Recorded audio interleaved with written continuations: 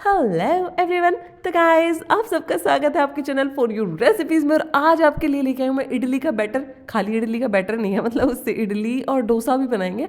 पर मैं ये बताना चाह रही हूँ कि जो बैटर हम घोल तैयार करने वाले हैं बिल्कुल नेचुरल तरीके से, प्राकृतिक तरीके से बनाने वाले हैं। मतलब इसमें कोई इनो, बेकिंग पाउडर, बेकिंग सोडा कुछ नहीं डालने वाले। उसके बाद भी आपकी इडलियाँ फूलेंगी और बहुत मुलायम बनेगी। और इसी बैटर से आप डोसा भी बना सकते हैं, जो कि बहुत ही क्रिस्पी बन के तैयार होने वाला है। कुछ चीज़ों का ध्यान रखना है, इसलिए सही से वीडियो को देखना, क्योंकि एक एक चीज़ मैं आपको उसमें बताने वाली हूँ। तो लेट नहीं करते हैं, आ जाओ फटाफट बनाना शुरू करते हैं इस प्यारी सी रेसिपी को। यहाँ पे मैं ले रही हूँ उड़द की दाल। ये वही उड़द की दाल है जो हम इडली बनाते हैं ना, ट्रेडिशनल पारंपरिक वाली, उसमें यही दाल पड़ती है। तो यही दाल ली हमने, इससे स्वाद बढ़िया आता है। तो आधा कप दाल ले ली, उसको अच्छे से रगड़ रगड़ के धो लेंगे। इसको हम भिगो के रखेंगे फूलने के लिए, कम से कम 4-5 घंटे के लिए। इसी के साथ में मैं ये मेथी दाना डाल रही हूँ 1/4 चम्मच। तो तब तक ये फूलने फुलाने का प्रोसेस चलता है, तब तक आगे बढ़ते हैं। ये ले लिया मैंने यहाँ पे सूजी, और ये लेंगे हम 1.5 कप। अब सूजी थोड़ी सी बेचारी मोटी होती है, तो उसको पीस के थोड़ा सा पतला कर लेते हैं। क्या होता है कि जब सूजी अगर आप नहीं पीसोगे और फिर इसकी इडली बनाओगे, तो वो दानेदार सी बनेगी, भुरभुरी सी बनेगी। हम चाहते हैं लचीली सी और थोड़ी मुलायम सी बने, तो इसलिए पीस लेते हैं तो बढ़िया काम हो जाता है। तो सारी सूजी मैंने पीस ली। एक साथ मत पीसना सूजी को, आधा आधा करके पीसना, अच्छे से पीस जाती है। तो पूरा 1 कप मैंने इसके अंदर पानी उड़ेल दिया है, और ये देखो पी गई एकदम से, बहुत अच्छे से पी गई 1 कप पूरा पानी। तो आधा कप पानी मैंने ले लिया है, और उसमें से आधा ही डाला है। तो ये कुछ इस तरीके की हो गई है और बढ़िया हो गई है। चलो अब इसको फूलने के लिए साइड में रख देते हैं। तो ये जो आधा कप में से जो पानी बचा है ना, आधा, इसको हम आगे इस्तेमाल करेंगे। तो दाल दीदी को भीगते भीगते हो गए 4-5 घंटे। अब इनकी कुटाई पिसाई का टाइम आ गया। अब मैं क्या कर रही हूँ, मैं इसको निचोड़ के जार में डाल रही हूँ दाल को। वो मैं क्यों डाल रही हूँ, एक बात बताओ। मैं आपको पानी की मात्रा कैसे बता पाऊंगी कि इसको पीसने में इतनी पानी की मात्रा लगी है? भाई मेरी दाल अपने साथ कितना पानी उठा के ले जा रही है, मेरे को थोड़े बता के जा रही है। तो भाई मेरे को बिल्कुल झंझट नहीं चाहिए कि मेरी कोई वीडियो देखे और उसके बाद उसकी रेसिपी ना बने ना, तो मुझे बड़ा दुख होता है। तो भाई हूँ मैं इस चीज़ में साइको। तो इसीलिए मैं निचोड़ के डाल रही हूँ पानी, जिससे कि मैं आपको बिल्कुल एग्जैक्ट मात्रा बता सकूँ पानी की भी, कि कितना पानी इसमें लगेगा और आपकी रेसिपी फिर बिल्कुल परफेक्ट बने।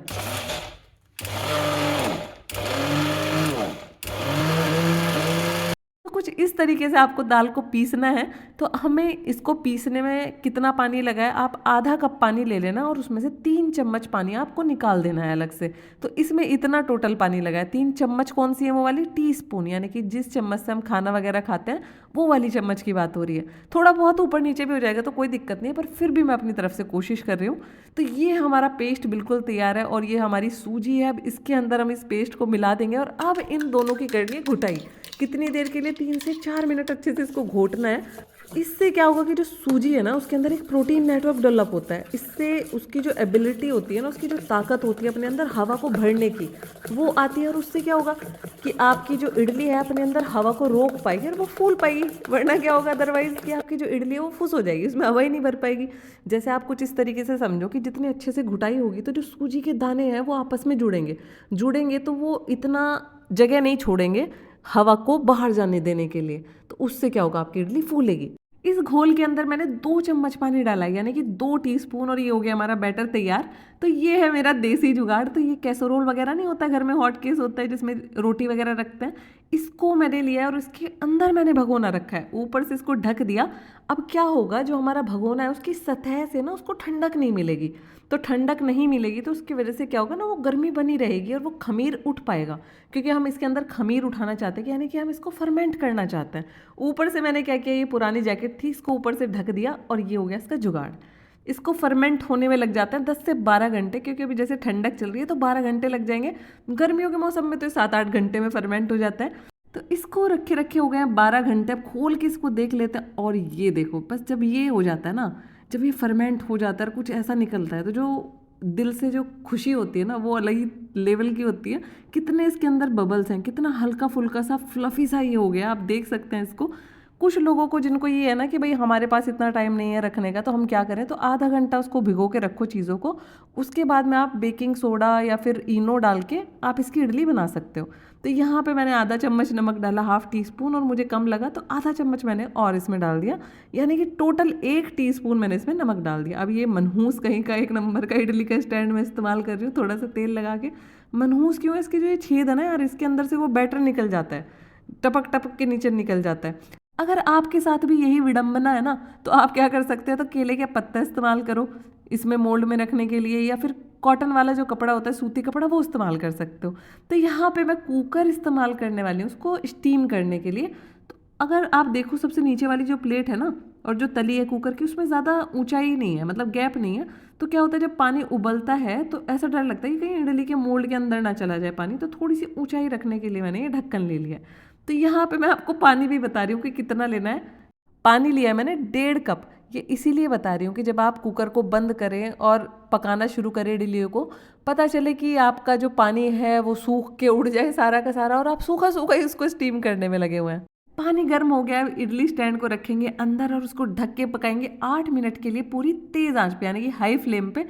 अगर आप मोटे वाली इडली बना रहे हैं तो आपको 10, 11, 12 मिनट तक लग सकता है। पर एक चीज़ ध्यान रखना, अगर आप इडली को ओवर कुक कर देते हैं, मतलब बहुत ज़्यादा पका देते हैं, मतलब वो पक गई, उसके बाद भी आप पकाए लगे पड़े हैं, तो उसकी वजह से क्या होता है, आपकी इडली टाइट हो जाती है, तो वो मत करना। तो यहाँ मैंने चेक करके देखा, चाकू की नोक पे, नोक क्या होती है, नोक पे कुछ नहीं लगा हुआ है, तो इसका मतलब हमारी इडली सही है, बढ़िया तैयार हो गई है। और यहाँ देखो अभी भी पानी बचा हुआ है, सूखा नहीं पड़ा है, तो बिल्कुल सही था हमारा पानी वाला मेजरमेंट। अगर आपके पास ये कुकर नहीं है, इडली स्टैंड नहीं है, तो कैसे बनाओगे, तो उसका भी जुगाड़ है अपने पास में। पहले पानी को गर्म होने देना कढ़ाई के अंदर, और फिर इस तरीके से उसमें कटोरी रख के ढक के हमें इसको बनाना है। बराबर में बन रही है हमारी कटोरी में इडली, और ये वाली जो इडली है इसमें बढ़िया बेहतरीन सी खुशबू आ रही है। अब इसको मोल्ड से हम अलग कर लेंगे कुछ इस तरीके से, और ये देखो गाइस कितनी मुलायम बनी है। इसकी जाली मैं आपको दिखाती हूँ, ये देखो कितनी बेहतरीन जाली है। अब आप इसको हाथ में लेके इस तरीके से दबा लो, तब भी अपनी वापस पोजीशन पे पहुंच जाती है जैसे ये पहले थी, क्योंकि इसके अंदर इतना लचीलापन है। अब मैं आपको इसकी जाली दिखाती हूँ कि कितनी बेहतरीन जाली बनी है इसके अंदर, वो भी बिना इनो बिना सोडा कुछ भी नहीं। ये देखो कितनी सुंदर जाली बनी है इसके अंदर। तो अब ये तो हमने देख लिया, बराबर में जो हमारी कटोरी में बन रही है इसको भी मैं निकाल लेती हूँ। हाँ, जो ये कटोरी वाली होती है इनको निकालने में थोड़ी सी तो देखो दिक्कत होती है, और जो कटोरी है ना उसमें नीचे लग जाता है। तो मैं आपको यही कहूँगी, यही सजेस्ट करूँगी कि इसमें या तो नीचे आप पत्ता रखो, वो जो होता है ना केले का पत्ता या कुछ तो रख के, और फिर बनाओ उसमें कटोरी में। तो अब ये तो हमने कर लिया, अब हमें बनाना है कि डोसा बनाना है। आप इस बैटर से, इस घोल से भी डोसा बना सकते हो, कोई दिक्कत नहीं है, उससे थोड़ा सा मोटा बनता है। तो मैं क्या कर रही हूँ, थोड़ा पानी डाल रही हूँ इसमें। कितना पानी, ये मैंने 1 बड़ा चम्मच डाल दिया, यानी कि घर वाली जो चम्मच होती है वो 2.5 चम्मच मान लो आप, 2.5 चम्मच के बराबर, 2.5 या 3 चम्मच के बराबर डाल दिया। और ये 1 चम्मच फिर से डाल दिया, तो लगभग 3 से 4 चम्मच पानी इसमें मैंने डाल दिया, और ये कुछ इस तरीके का हो गया। जब फर्मेंटेशन करना होता है ना, उस टाइम पे थोड़ा सा पानी का रहता है कि भाई ऊपर नीचे ज़्यादा ना हो। इस टाइम पे अगर पानी थोड़ा बहुत ऊपर नीचे हो भी गया ना, तो कोई ज़्यादा टेंशन की बात नहीं है। तो आज मैं इसको बनाने वाली हूँ लोहे के तवे पे। तो लोहे का तवा ऐसा नहीं कि मेरा नॉन स्टिक है, ये देखो क्या हालत थी इसकी पहले।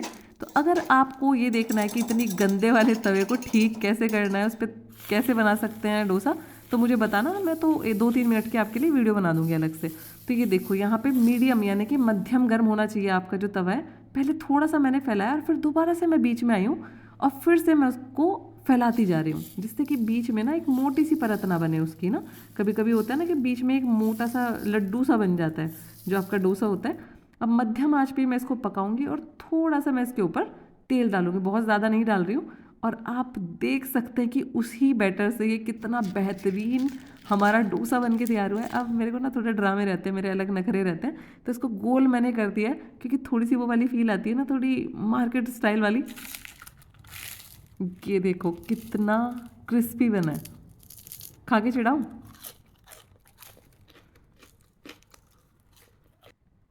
इतना चिढ़ाना तो बनता है, जब चिढ़ोगे तभी तो बना के खाओगे ना, मुझे पता है आप सबका। तो अगर ये लाल वाली चटनी की रेसिपी अगर आपको चाहिए तो आप मुझे कमेंट करना, तो ये भी मैं आपको बताऊंगी। ये एक तीर से दो निशाने वाली रेसिपी अगर आपको पसंद आती है तो आप वीडियो को लाइक करना, चैनल को सब्सक्राइब करना। अगर नहीं पसंद आती है तो कोई बात नहीं है, आप वीडियो को डिसलाइक भी कर सकते हैं, पर कमेंट करके ज़रूर बताना कि आपको वीडियो में क्या पसंद नहीं आया या फिर क्या पसंद आया। तो एंजॉय कीजिए बहुत ही प्यारी सी recipe. Till then take care, enjoy and bye bye.